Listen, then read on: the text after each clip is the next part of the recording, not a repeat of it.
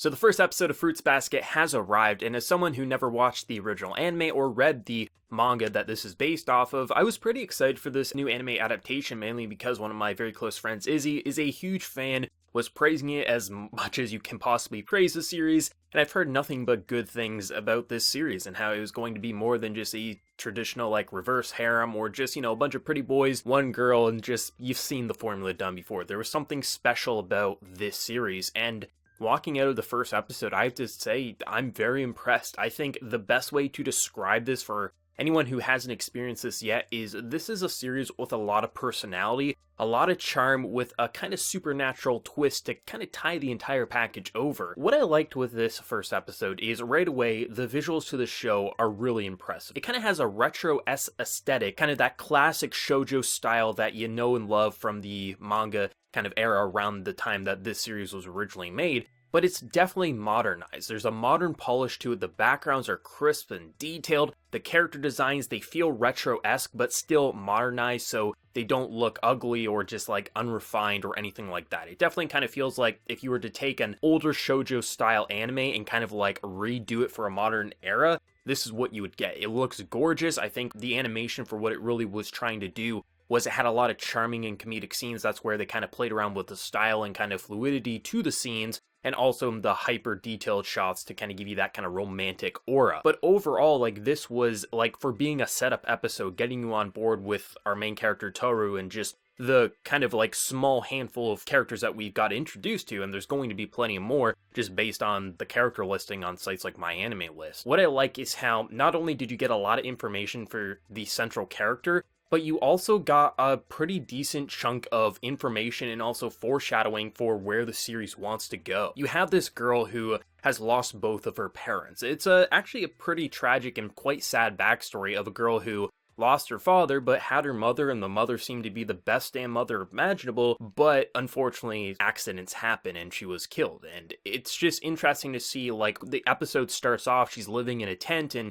you see that she's a workaholic and she's studying, and it's like, okay, what led her to this path? Like, why is she living in the woods? And why is she afraid to put burden on the person that she's supposed to be living with? Well, after her family died, it was her grandfather who took her in, but then when renovations were happening around his home, unfortunately, there wasn't enough space, and because she's, like, such a hard worker, and she realizes that, like, one day I have to live alone, so why can't it be now? Like, kind of makes you respect this character. She's not this, like, dense, kind of, like, traditional, where you look at it and you say, oh, there's a bunch of pretty boys, she's gonna be the harem object, right? Everyone's gonna latch onto her, and you assume she's going to be a pretty one-note design character. Sure, she has her moments to kind of be a little oblivious, to be a little flustered, and kind of have these romantic scenes, but she's a hard-working girl. She's determined, she works hard, she's obviously good at cooking and cleaning, the traditional stuff, but in terms of her education, it seems like she really puts 100% effort, and just to see her drive, it immediately makes you respect this character. And if you can respect the main character walking out of the first episode,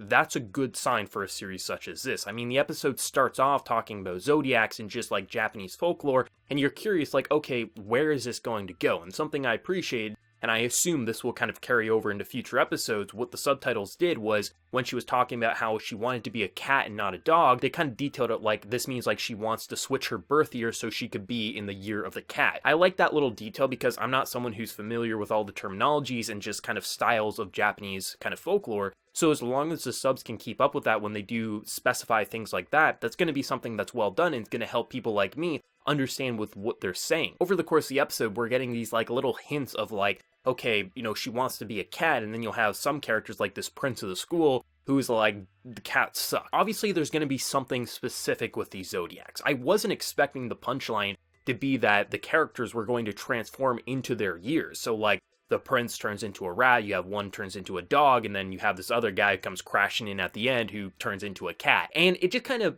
makes sense. So like, you're like, okay, you're building up to this kind of hatred for cats and like, don't try to be a cat. And then you see actually why, because this guy has like a rivalry with a cat and he's a rat. Like, it's just kind of adorable how they have this like serious aura surrounding them, but then they'll just be able to be comedy right then and there. And I love it when series can balance it pretty damn properly. And this seems like the perfect series where you can have the more dramatic, but also have the goofy and silly kind of wrapped around a romantic banner. This episode just had so much charm. It's going to take me a while to learn all the characters' names, especially because it seems like there's going to be a pretty good handful that we're going to focus on and kind of remember.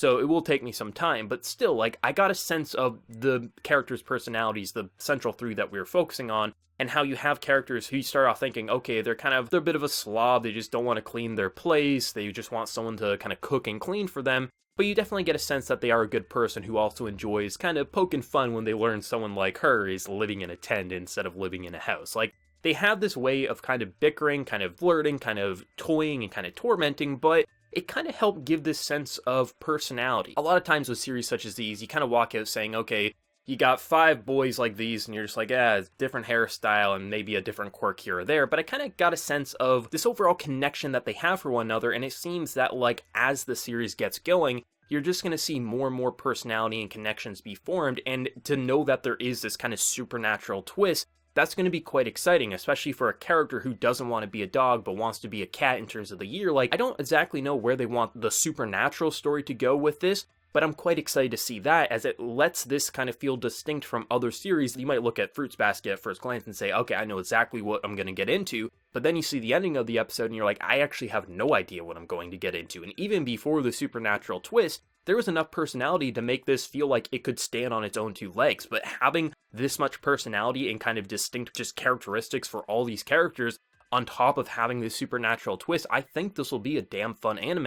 It might even be amazing depending on how far the character writing actually goes in, and I think this will be one of the top series for the season. I mean, there's a lot of hype surrounding it, but hype surrounding a series doesn't mean anything. You can have very horrible series that get popular, we see where that goes. But to have this much hype and me walking out being like, okay, I understand. Obviously, I don't understand everything and why this is such a popular series, but walking out of the first episode, it made someone like me who has no experience, no connection to the series, except knowing it's popular and people that I know and I'm friends with really love this series. Walking out, I can say, you know what, if it continues on this path, I can see myself being in your shoes, being like, this is awesome, a must watch, and people should experience this. Especially knowing that this will be a full adaptation and that they're giving it their all to make sure that this is a proper adaptation of the source material and just making sure everything about this just flourishes in the best possible way in a modern 2019 anime setting. The first episode was honestly quite amazing. I really like the overall personalities, the behaviors, the amount of backstory and info we got for our central character without it feeling like a major info dumping. It was more like a gradual transition to kind of understand where she's coming from and what led her on this current path in life, and also just really make you come out respecting this character and also not feeling like these boys are just going to be like a reverse harem object. They actually have their own personalities, and knowing that there is a Zodiac supernatural twist, like, this is going to be a fun series. I'm really excited to see where the story's going to go. I'm really excited to see where the relationships want to go. Overall, walking out of episode 1, I have nothing but positive things to say. The first, third of the episode, you might be able to say, okay, it feels a little too familiar to what we've seen before. Nothing out of the ordinary. But to see, where it ultimately went by the end, nothing but positivity for this episode. Honestly, I could see myself, if this really is a good series, week after week, I could see myself watching both the sub and the dub for this, because it's honestly a pretty damn impressive series right now. And I'm quite excited to see where it's going to go. So definitely there's going to be weekly reviews for this one. I'm very excited to see more, and I can't wait to see where the story is going to unfold. And I know some people might look at the comedy in this episode and say, oh, it's nothing that special. You know, you have the shifts in style, the over-exaggerated faces, and we've seen that time and time again. But I have to say, that type of comedy shift, it's so perfect in series such as these, especially in, a series that's trying to wrap itself around a serious and kind of dramatic banner, but also has enough personality to allow the characters to goof off, especially because it fits their age range. I like comedy such as that, but it has to kind of distinguish itself. It can't just be oh, it's a shifting style and we're going to use the same art style for comedy, and we're gonna just rely on one-note designs for this shift. It kind of felt like in this episode, the amount of times that we kind of transitioned to have, flustered embarrassment and just overall goofy interactions, there was enough shifts in style that it makes me very hopeful that the more we see of the comedy in this series, the more different it will continue to feel while still having a style that feels Fruits Basket-esque. I'm pretty excited to see where the comedy's gonna go. I know not everyone's a fan of this type of comedy, the kind of pull back and make it super chibi or just really ridiculous, but that's where it really works. Obviously you're not gonna want to see stuff like this in a Death Note or something like that, but in terms of what Fruits Basket seems to want to go for, this type of comedy definitely works for it, and I'm very excited to see more, especially knowing that there will be a more dramatic and also supernatural story to kind of tie it together. But I am quite interested because I know the original anime, it has, there's a good chunk for the fan base for it, but there's also a good chunk saying like, oh, it just went so off the manga, it didn't even adapt that much. So there is kind of like this love-hate relationship for the original anime, and then you have this massive love for the manga. So I'm curious for manga readers, for whether you enjoyed the original anime or you absolutely hate it, what did you think of the first episode for this? Like, is this what you were hoping for an anime adaptation, or did this just not live up to what you were expecting, especially with how much care they were trying to put into it? And for anime originals, someone who's never experienced anything like myself, what did you think? Did you think it had as much personality as myself, or did you just think, this is another anime and I'm probably not going to keep up with it? So I'd love to know everyone's thoughts down in that comment section below. Remember to leave a like if you did enjoy this video, and also be sure to subscribe if you happen to be new around here. But until next time, everyone, please take care and have a good one.